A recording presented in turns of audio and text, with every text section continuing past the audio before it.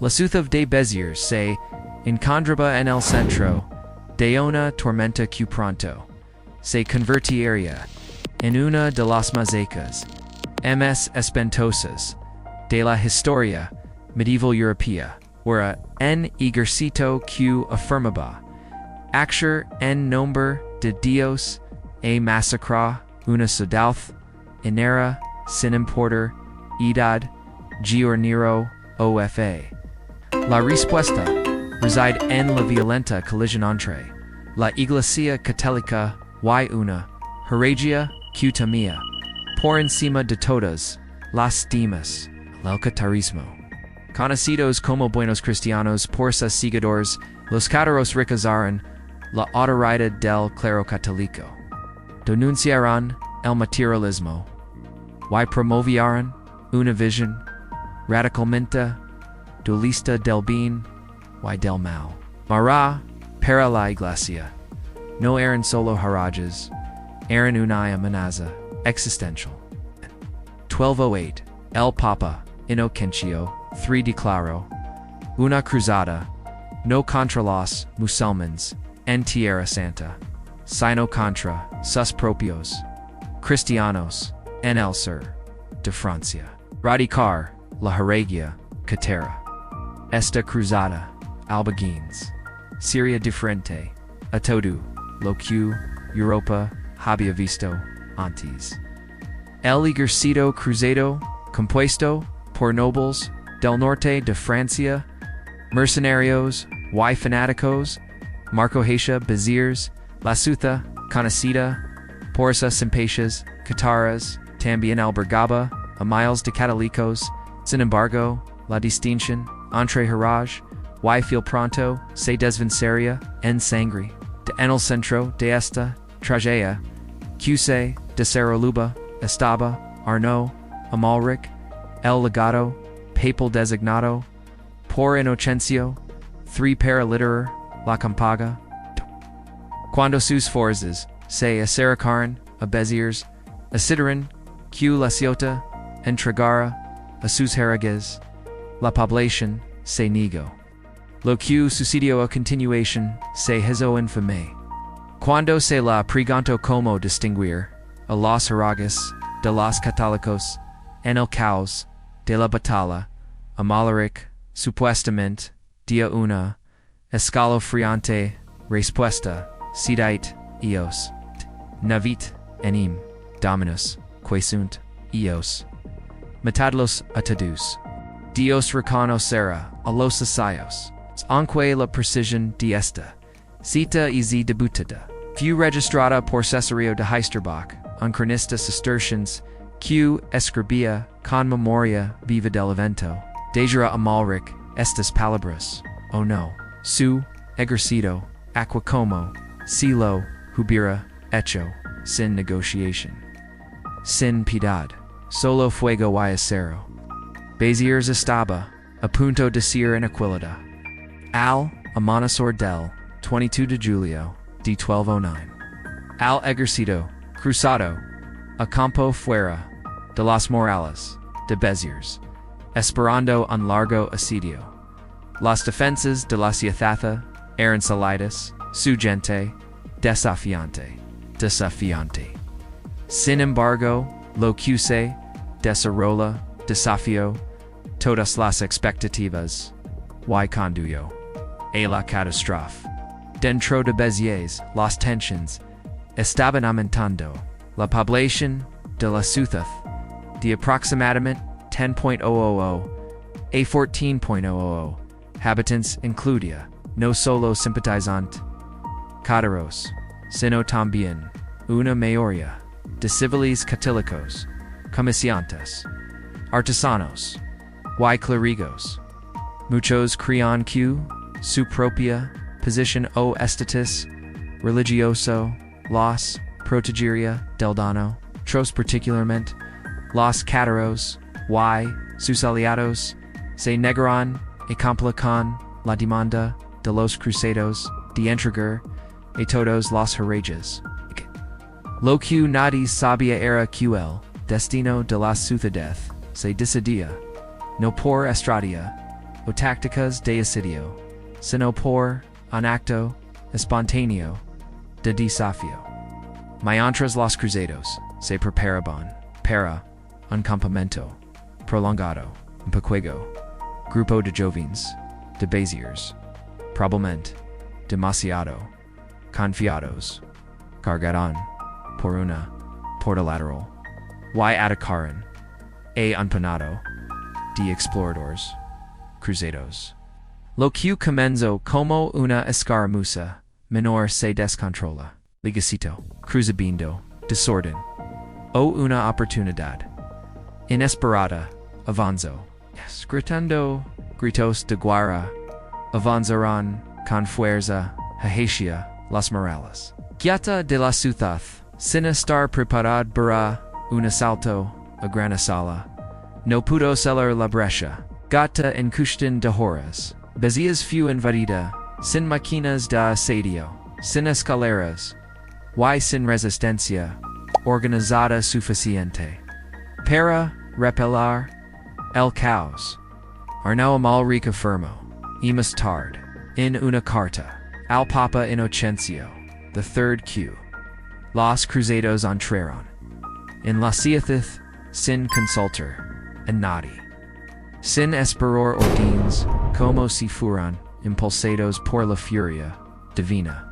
Una vez dentro, la disciplina se derrumbó.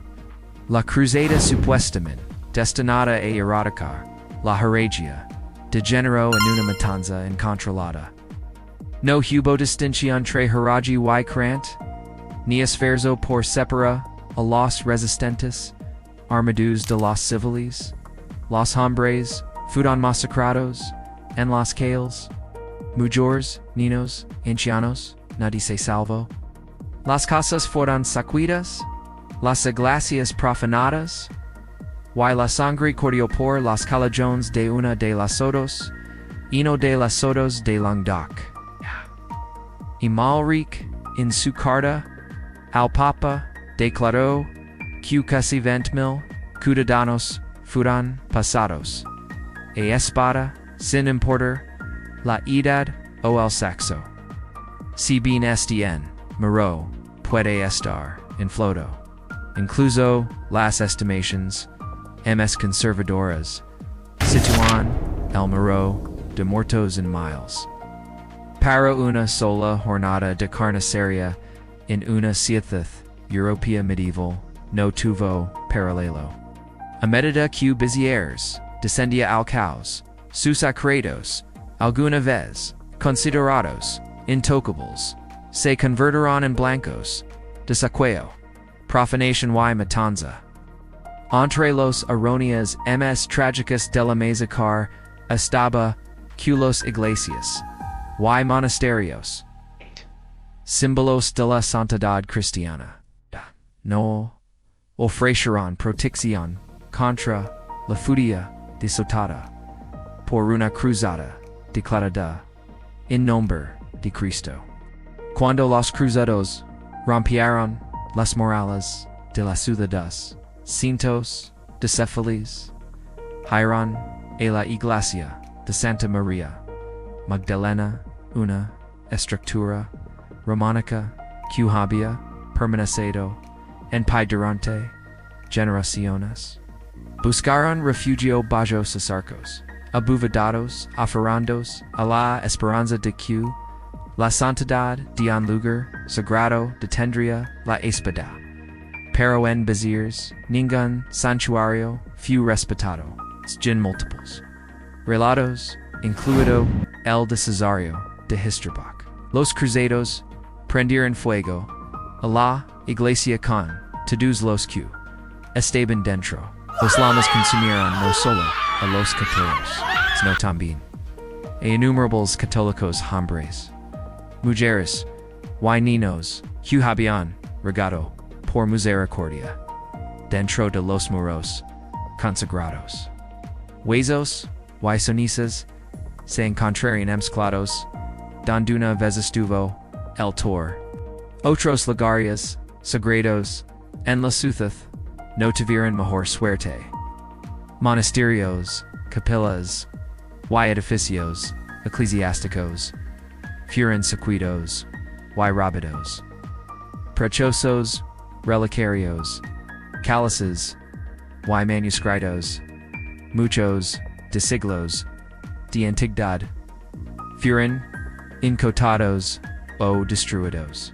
Monjas y clérigos se sospechaba que albergaban, simpatía por los herejos no fueron perdonados.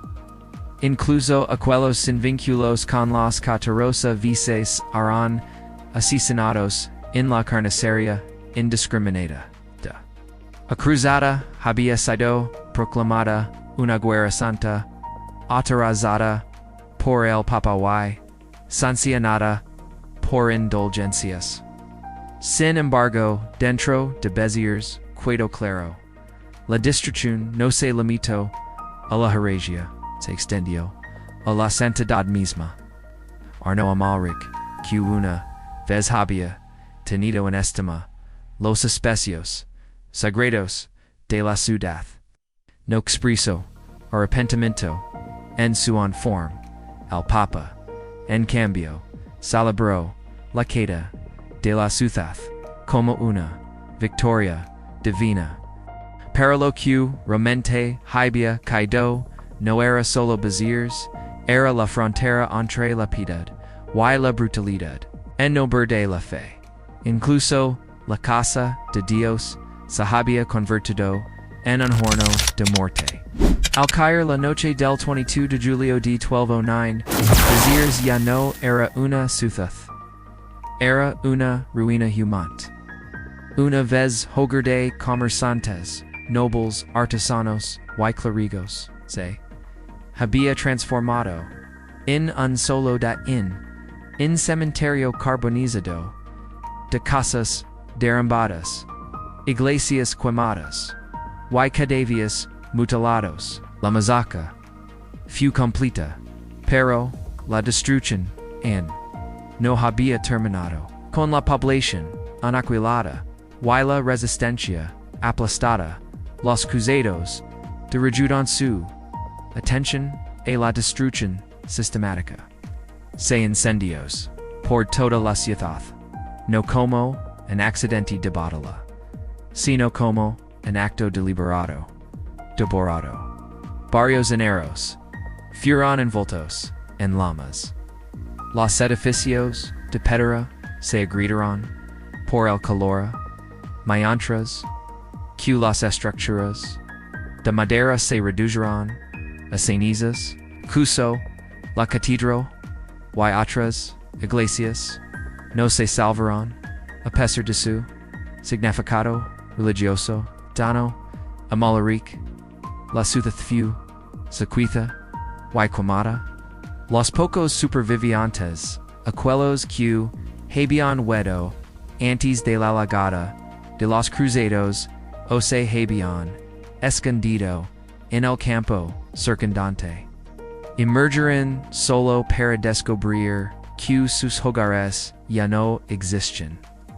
Las ciudades que había permanecido en pie durante siglos una parte orgullosa de la región de Languedoc fue abandonada sin vida y ennegrecida por el fuego. Para las fuerzas cruzadas había cumplido su propósito, un ejemplo horrible. La masacre tenía la intención de enviar un mensaje a otras ciudades de la región sospechosas de la burger Haragas. Rendíos o sufrid el mismo destino, el efecto psicológico fue inmediato. A medida que el ejército avanzaba muchas ciudades entre ellas Carcassona se rindirán sin resistencia, aterrorizadas de compartir el destino de Béziers. Al final, la destrucción de Béziers no fue una batalla ni un asedio, fue una ejecución. Marcó un nuevo y sombrío capítulo en la cruzada. Albegins, uno en el que las líneas entre la justicia y la venganza la heregia, la ortodoxia, fueron consumidas por el fuego, la ciudad de Béziers, una vez prospera, fudejada atrás, silenciosa, quemada, vivacia de vida, hueda, comenta, abajo, cries, que la masacre de Béziers, fue impulsada, ms por la ideología religiosa, o por la dominación política, podría, algo habela, detenido, una vez que comenzó. Cesario de Heisterbach, registro de la infame, respuesta de Arnaud, Amalric. Matadlos, atados. Deus reconocerá a los sayos. La historia recuerda, incluso cuando la vida no lo es.